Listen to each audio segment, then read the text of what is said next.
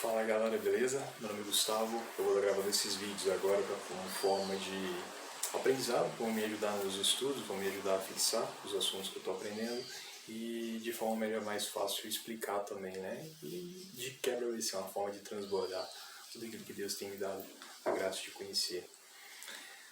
Eu vou fazer vídeos a respeito desses cursos, desses materiais, desses assuntos que eu vou estar aprendendo e eu vou inicialmente fazer 3 porque eu vou tentar trazer os retroativos, né? Eu vou testar uma forma de trazer os retroativos para poder fazer um vídeo que seja mais interessante, né, nesse sentido pra gente.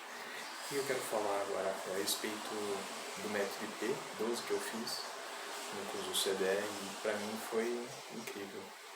As primeiras coisas que eu precisei que foram tratadas foram a respeito da nossa identidade. O quanto a nossa identidade está distorcida ou distante daquilo que ela realmente é.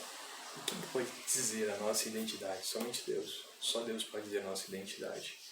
E se você passa por uma situação complicada em que você tem uma visão distorcida de você mesmo, por causa dos seus resultados, as pessoas ao seu redor trazem uma visão distorcida. Quando digo distorcida nesse sentido, é uma visão ruim, porque ninguém vai ter uma visão da mesma forma que Deus tem, né? Então realmente você está na merda, você vai se sentir mal, você vai pensar mal de você mesmo, e são esses pensamentos que a gente tem que vigiar, porque à medida que a gente vai permitindo eles de entrar em nossa vida, de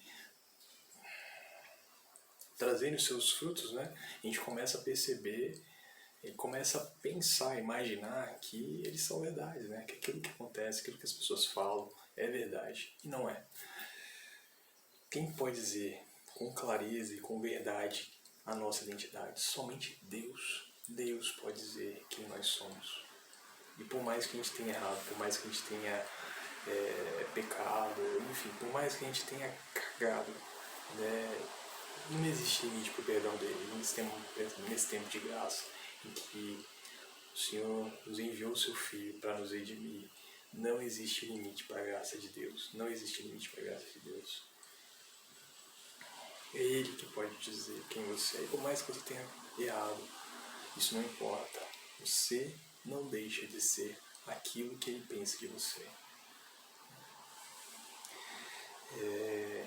E ter ciência disso e saber imaginar que você foi chamado para ser filho dele, imagem e semelhança de Deus, Deus na terra, Deus na terra. Nós começamos a imaginar, né? A gente começa a pensar e refletir, puxa, então eu posso viver aqui como folgado, eu posso viver aqui como aquele que conta com o auxílio divino. Eu posso viver nessa terra como aquele que tem acesso à plenitude de Deus, né? Claro, não a plenitude divina, mas a plenitude de Deus aqui na terra, né? De tudo que Ele deixou pra gente, né? Em toda abundância, sempre de forma abundante. E o primeiro passo é esse, compreender, né? E entender que nós somos chamados a ser esses filhos. E quando ele fala, não tenhais medo, é realmente por causa disso. Eis que estarei convosco até o fim dos tempos. Só que a gente falha muito na fé. Nossa fé é muito fraca. Dentre outras questões também que eu vou tratar. Mas nossa fé é muito fraca. O que acontece? E como a gente tem essa fé fraca, essa fé fragilizada, a gente tem muita dificuldade de crer. A gente fala que crê, mas é mentira, né? É mentira, né?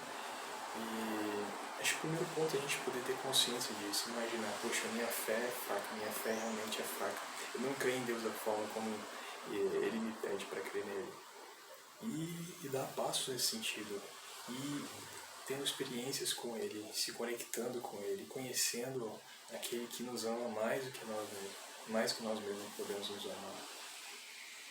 E entender, principalmente, que na nossa vida o que a gente faz não é pelo nosso esforço, a gente não consegue as coisas pelo nosso esforço.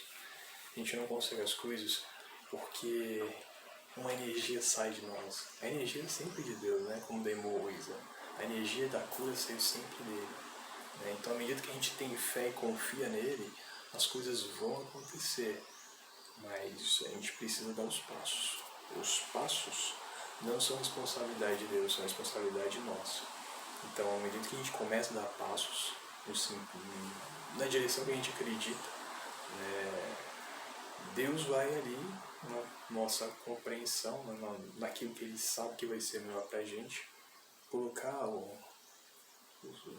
fazer a gente dar os passos, né? E, gente, tem clareza também o seguinte, né? Que muitas vezes, que a indicação, muitas vezes, do nosso sentimento, daquilo que a gente acha que é melhor, pode ser uma indicação divina, é claro que se não for, não tem nada pelo pecado, né?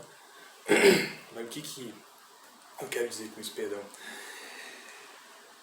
Ter fé, confiança, não ter medo.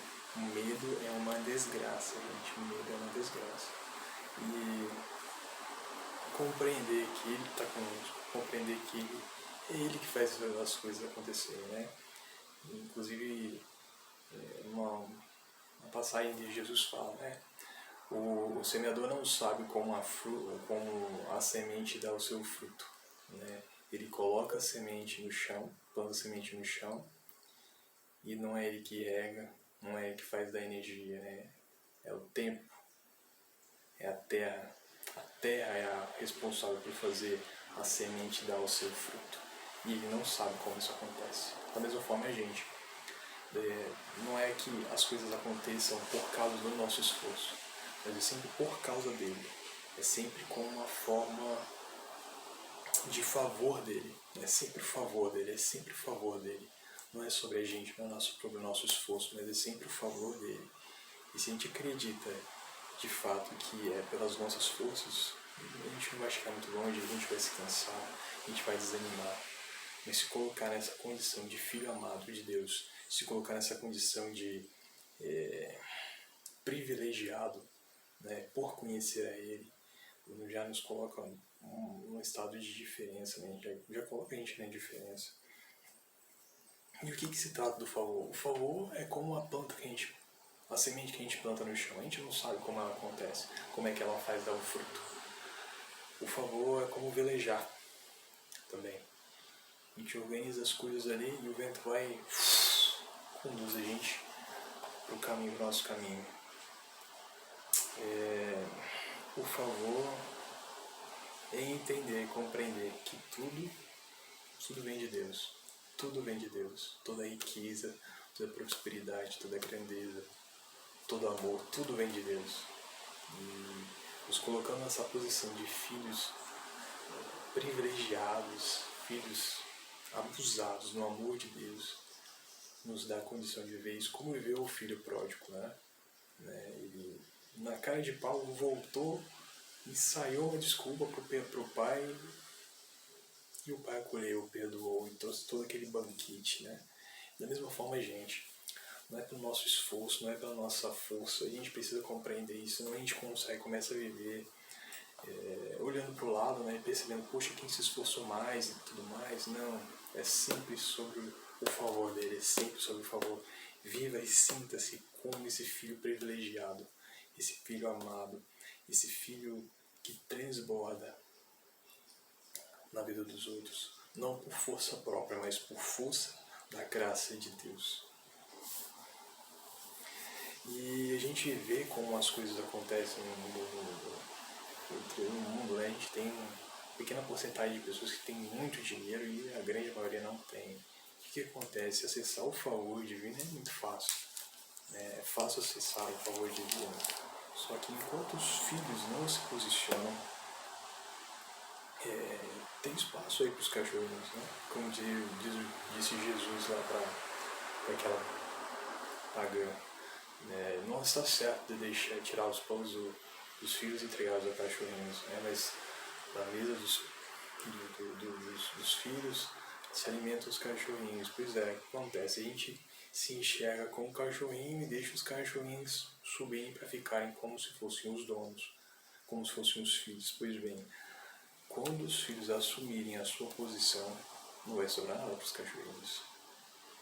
E é sobre isso, compreender. Se você se sente amado por Deus, se você se sente querido, você se sabe, tem ciência desse amor de Deus, tem ciência dele, que você é uma pessoa privilegiada, não só por conhecer, mas por querer segui-lo também, compreenda, assuma a sua posição.